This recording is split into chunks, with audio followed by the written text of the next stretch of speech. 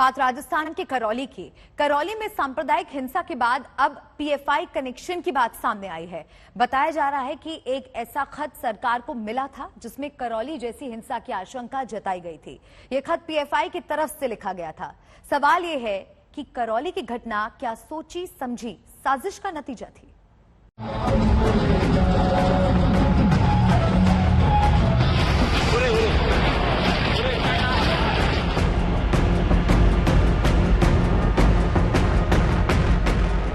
ना तो अभी करौली में हुई हिंसा के जख्म भरे हैं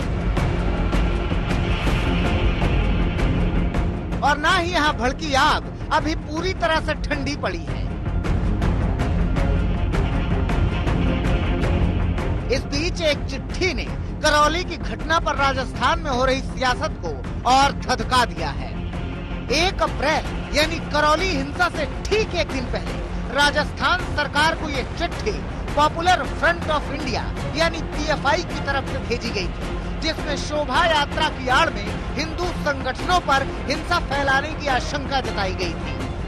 करौली की हिंसा के बीच पीएफआई की चिट्ठी सामने आने से पूरी घटना पर नया विवाद छा गया है। पीएफआई का नाम आते ही पूरा मामला और गर्मा गया। पहले वहाँ सिमी की एक्टिविटी हुआ करती थी जो बैन हो गई, और उस सिमी का जो राष्ट्रीय तत्व है वो आजकल पीएफआई से जुड़ गए, और पीएफआई वहाँ anti social anti national activity चलाती है। तो योजना पीएफआई की थी, और पीएफआई जो इल्जाम लगा रही है सरकार पर, तो सरकार को कार्रवाई करनी चाहिए पीएफआई के खिलाफ। अशोक गहलोत जी की तुष्टीकरण की नीति है, उसके कारण इन्होंने इस चीज को बहुत हल्के में लिया। कानून व्यवस्था प्रदेश में पहले से ही बिगड़ी हुई है, सरकार 2 खेमों में बंटी हुई है, और खुद गृह मंत्री का जो काम है खुद मुख्यमंत्री कर रहे हैं। इसलिए मेरा साफ साफ कहना है कि गृह मंत्री जी को इस्तीफा देना चाहिए। बीजेपी करौली की हिंसा में पीएफआई एंगल जोड़कर गहलोत सरकार पर आरोप लगा रही है। करौली की हिंसा को कांग्रेस सरकार की तुष्टीकरण वाली नीति का नतीजा बता रही है।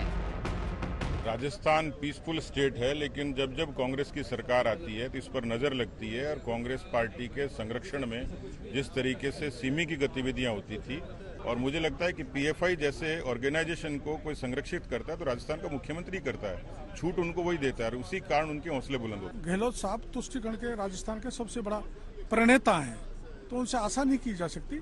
लेकिन पीएफआई, मैं आपके चैनल के जरिए गहलोत साहब को सावचेत करना चाहता हूँ, पीएफआई राजस्थान के माहौल को बिगाड़ना चाहती है। पीएफआई को कंट्रोल करें, उनके नेताओं के खिलाफ सख्त कानूनी कार्रवाई करें, वरना स्थिति विकराल हो जाने वाली है। करौली हिंसा की लगातार नई तस्वीरें सामने आ रही हैं, जो इस आशंका को मजबूत कर रही है कि ये हिंसा किसी सुनियोजित साजिश का हिस्सा है। पुलिस अब तक इस केस में 46 लोगों को गिरफ्तार कर चुकी है, और आरोपियों से पूछताछ कर करौली की घटना के पीछे पूरी प्लानिंग का खुलासा करने की कोशिश में जुटी हुई है। राजस्थान के करौली में हालात फिलहाल नियंत्रण में हैं, लेकिन हिंसा को लेकर गहलोत सरकार विरोधियों के निशाने पर है। तनाव के बीच सीएम अशोक गहलोत बार बार दोषियों पर सख्त कार्रवाई का भरोसा दिला रहे हैं। हरकत करी है जिन्होंने ये दंगे भड़काने का प्रयास किया है, इसके पीछे कौन कोई ताकत थी, उन सबको आप उनके खिलाफ कड़ी से कड़ी कार्रवाई करो। चाहे कोई कौम हो, कोई धर्म के लोग हो, उनमें मैसेज आना चाहिए कि राजस्थान में कानून का राज ही स्थापित रहेगा।